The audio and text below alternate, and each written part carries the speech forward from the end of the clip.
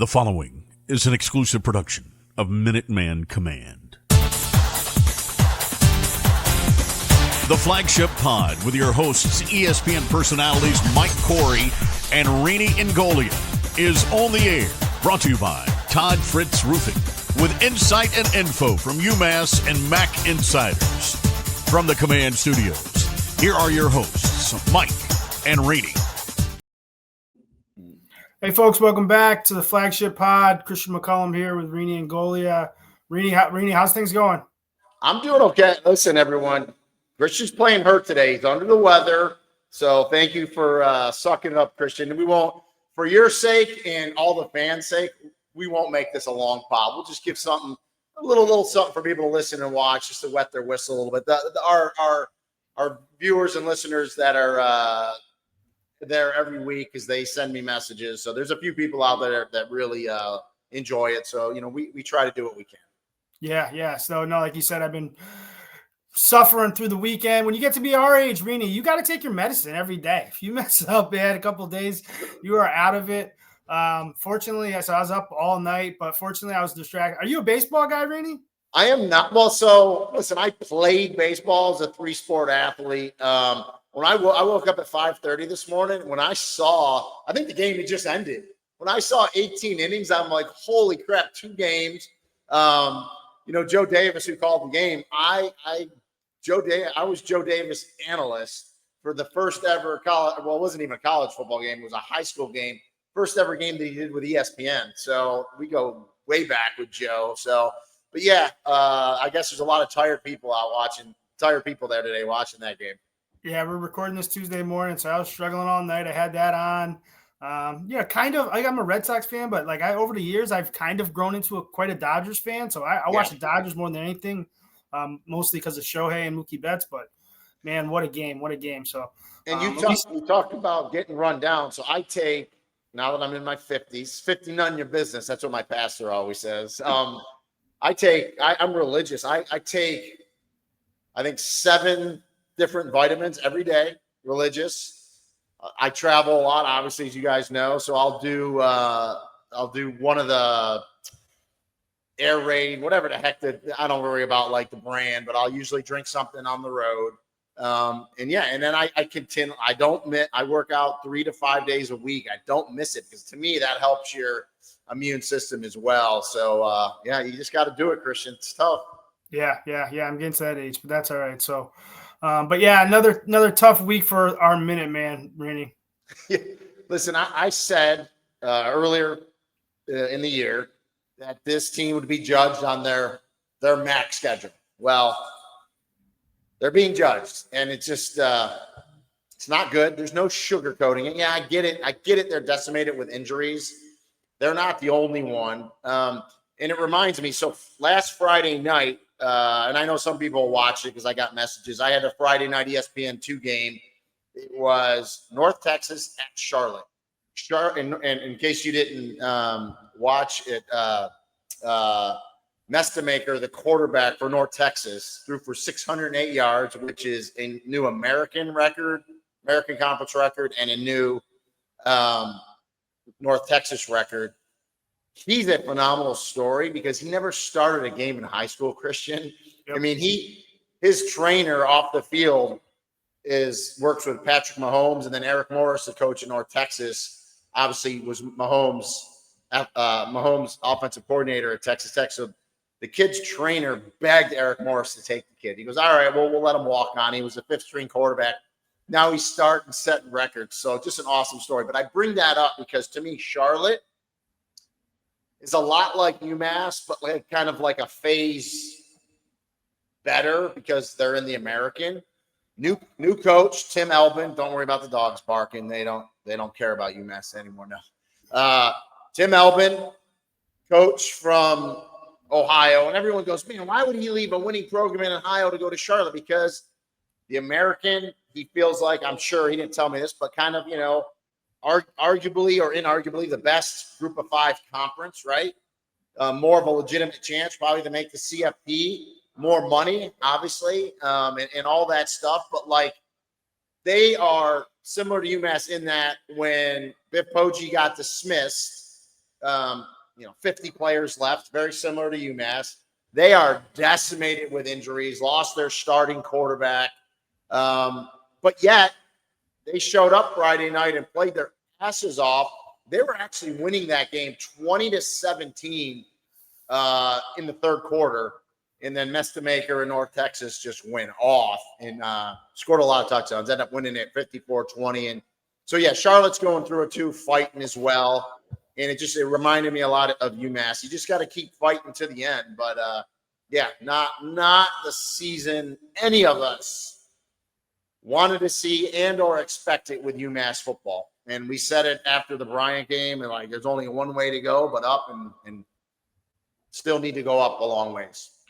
Yeah, I think my worst case scenario coming into the season would have been shitty, but it would have looked so much better from where we are now. Like, my worst case scenario was they were kind of toward the bottom of the MAC, win a couple games, but they have some exciting players, right? Like, if this was just a shitty team that kind of, won some of these games, like some of the performances just, Rocco Griffin's had, Brandon Hood's had, Tyler Martin, Timmy Hinespeeder, Jaquan Gibson, AJ Harrison. Like, when you have if you win a couple games or a few games, sometimes these guys can really excite fans that are, they're lovable guys, and they've gone out there and balled. So that would be really shitty, but it'd be so much better than we are right now. And it's what's going on with UMass. You talk about some individual performances. It's a perfect example, right?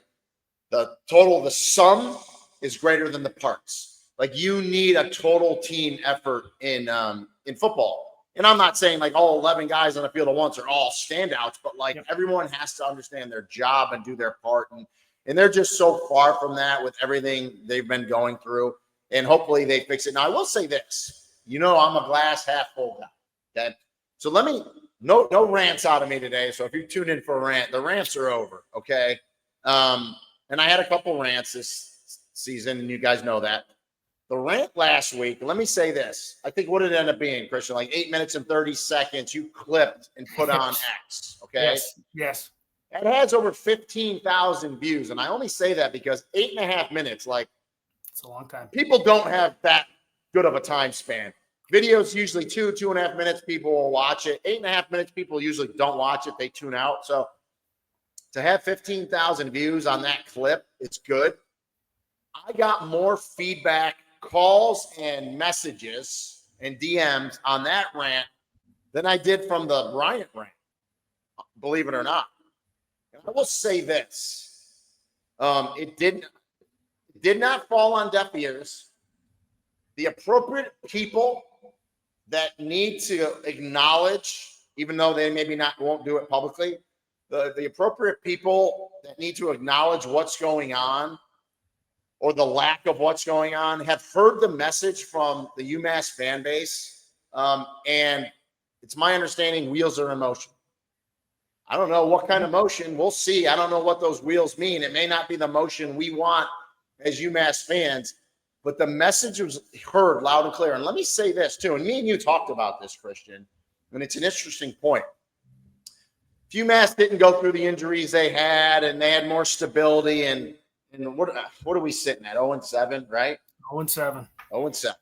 Okay. This is, and for those that don't know, this is they get a quasi bye this week because MACtion starts in November. So they get, I think, 10 or 11 days before their next game. So they don't play this Saturday.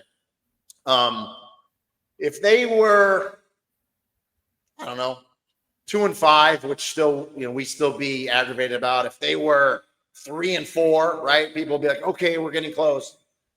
If they were that at this point, the people that need to listen and need to really move this ball forward, I think they would have been like, okay, status quo, they're fine, they're getting better.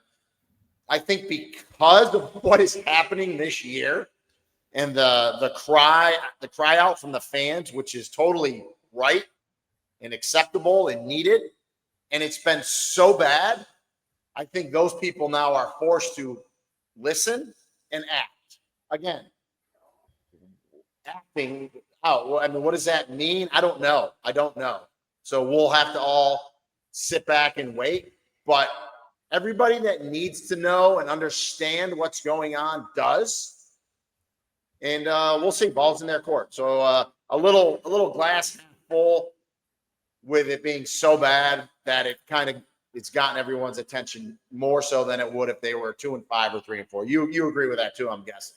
I do, and I want to make sure people understand it's not a thing where you're saying, "Oh, this is good that they're 0-7." No, this is a good thing. That is not what you're saying.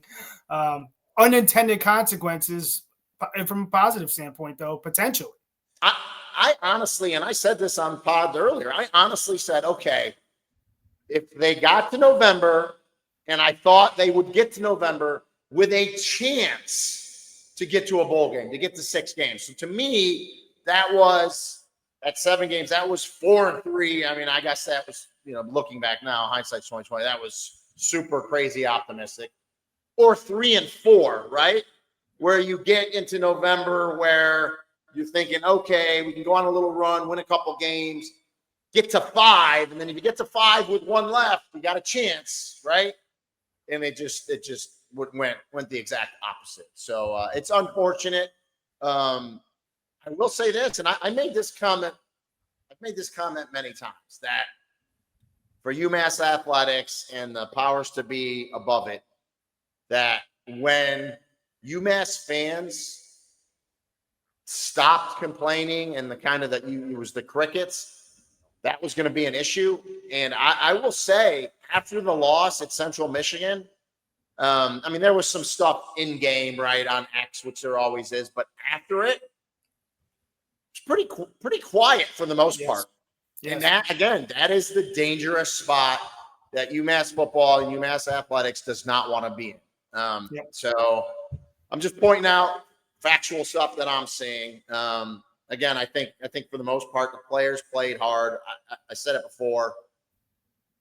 There's a lot of issues at play here. And, the players are just one part of it. So, we'll see. And listen, doesn't get easier because lo and behold, right when you think, oh, Akron's back there with us, they're winning games. Okay, yep. Joe Moorhead, for those who don't know, Joe Moorhead was really, I'm not going to name all the stops, but was really successful at Fordham, so people may remember him from that. Was a coach in the SEC, was the head coach at Mississippi State. Yep. Good coach. I think he takes Akron. He's kind of fighting with the same issues a lot of programs fight with, is like the funding and the rev share and all that stuff. Because if they get that, he's a good coach. And lo and behold, they've won some games, right? Beat Buffalo this past week. Beat the Central Michigan team we just lost to. So they're it's funny. They're kind of, right, what I thought UMass was going to be at this point, right? What they're 3-4. We 0-7 or 0-8? We're 0-8, aren't we? Oh my God, are we? Yeah, we're 0-8. We're 0-8. We're not 0-7. We're 0-8. So sorry about that. We have 4 left. So we're 0-8. They're 3-5, I think, or 3-6. Central Michigan. They might have like 3-6. They're 3-6. So they're going to have a bye coming up, but they're 3-6, right? So kind of what I thought and envisioned UMass would be 3-6, 3 to go, an outside chance to get to a bowl game. If not, 4 or 5 wins, okay, we can build on that. So, they're licking their chops to start MACtion off with this UMass team, and they get them at home too. So, we'll see. They just they have to keep fighting. And I've said this a million times before. I know Joe Harris-Simiak knew it was going to be hard taking this program over. I just think the way it's happened with the injuries and just everything, I think it's fair to say probably missed on some guys in the portal. When I say missed on some guys in the portal, I'm not saying those players have given up or they're not playing hard. It's just when you're a program that struggles and you haven't won, unless you have huge checkbook to write players money, what are you going to get in the portal, right? There's a reason everyone's in the portal. So it's been tough. And I just think it's actually been tougher than he's thought. But listen, you find out your make as a person, just to fight through it and keep working hard with you and your staff. And so we'll see what happens. They got to play this stretch out. They got 4 left. They go to Akron. They get Northern Illinois at home.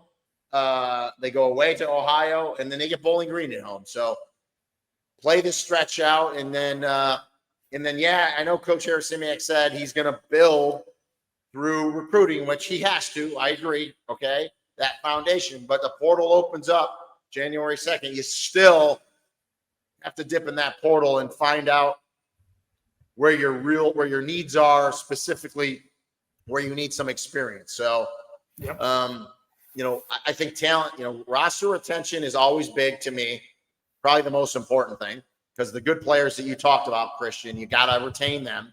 Second after that is talent acquisition, both in recruiting high school and the portal. I just hope Coach Harris-Simiak has the right talent acquisition people in the off the field positions.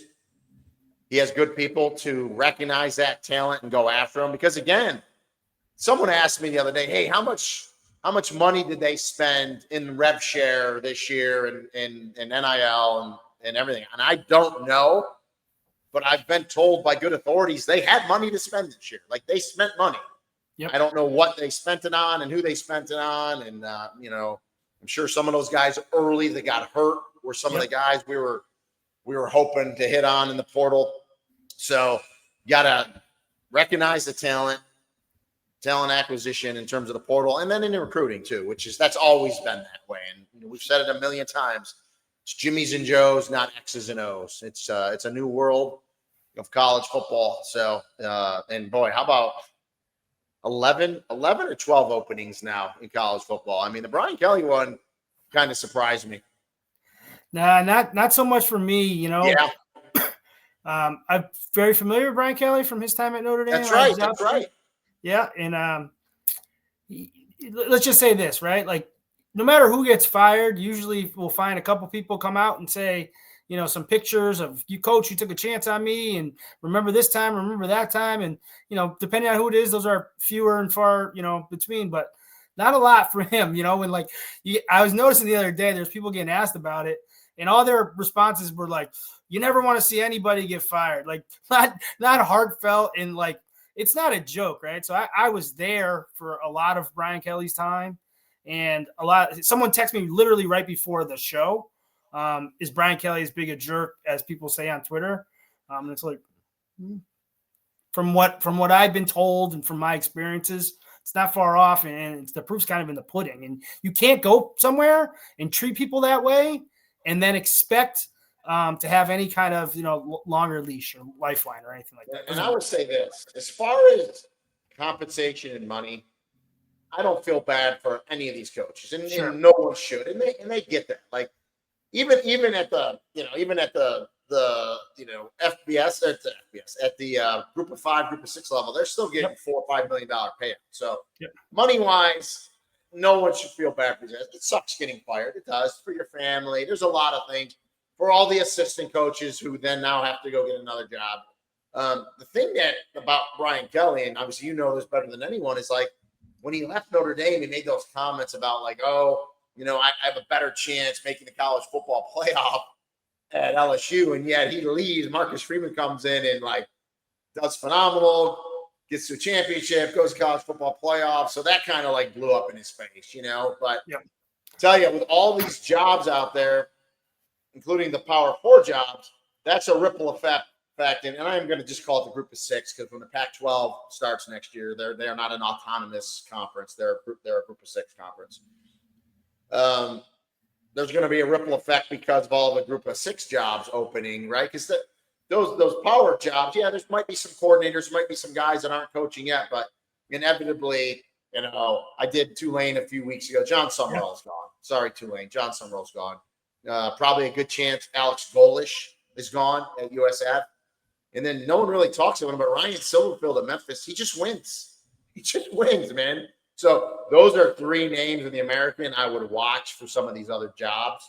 And then in turn, that opens up group of 6 jobs. Yeah, so it never ends. And the firings aren't over. There's some other guys that are still in the hot seat, but a wild and wacky year in college football for sure. But I love it. This is where it gets fun.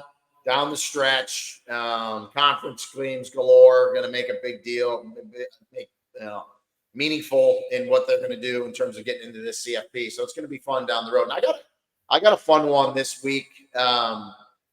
FCS, right? I'm doing a Big Sky game.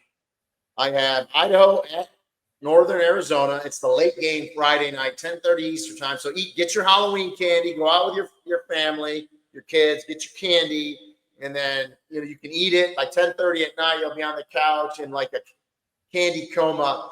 Both these programs were playoff teams last year. Idaho lost their, speaking of coaches leaving, their coach last year, Jason Eck, left Idaho. He's the head coach at New Mexico, took a lot of players with him. So Idaho's struggling a little bit this year. Northern Arizona, 5-3, and you think, oh man, they have 3 losses. Their 3 losses are to Arizona State, right? So you've lost to a Big 12 Power 4 team, right? We get it. In conference, they've lost to Montana State, who's ranked 4th in the nation in FCS, and they've lost to UC Davis in conference, who's ranked 6th in the nation. So good losses for Northern Arizona. So they're ranked 21, and if they can get to 8-4, if they can go, 3-2, their final 5 games, or no, I'm wrong, 8 games. They got to go. Yeah, 3-2. Am I off on that? 5, whatever the heck it is. They got to get to 8 games, and I think they'll make the playoffs again. And I do the FCS selection show, which is that's nice. Sunday, November 23rd. So I love FCS. And then for those watching that are FCS fans that may not know this, so it's a 2014 playoff. Okay. It used to be 10 conference champions, right? Automatically get in, and then 14 at large. Well, it's now 11 conference champions because finally the Ivy League has woken up. The Ivy League champion now will go to the FCS playoffs. So I'm excited for those kids. Right now, it looks like it's going to be Harvard, but they're having a good year. But there's a long way to go yet, so we'll see. And then, of course, just because the champion makes it, if you have another outstanding team in the Ivy, they can make it as an at-large. So I'm excited for the FCS playoffs. Always am every year. Rhode Island, which is in the New England footprint, obviously. They're a ranked team. By the way, kicked the crap out of Bryant. So lost. Weird year for them. Lost to Brown, but beat Bryant. So those are those Rhode Island schools that like to get after it. So, but yeah, it's going to be a fun down the stretch kind of in all of college football, whether it's FCS, FBS, Power 4, Group of 5. It's going to be a fun run here. And why you said UMass is going to be judged by their MAC schedule, and they have, and it hasn't been favorable, obviously.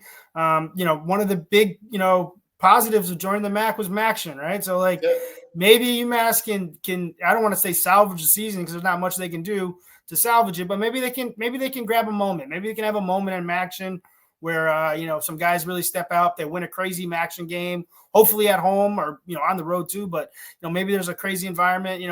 Maybe they can get some kind of spark here. And that's honestly all you're looking for. Okay, it has not been the season we wanted. We need some positive, something happening positive for us, our players, our program, springboarding into the winter, spring ball in next season. Just you need some positivity to go. And you're right, they're going to have an opportunity to get it in MACtion. So we'll find out. So I think that's probably going to do it for the week, Christian. We told everyone we'd have a quick one, and then we'll regroup like everyone else. Hopefully you feel better. I hope everyone has a great week. And, we'll come back next week. Yeah, thanks a lot, Rene. See you guys. See you guys.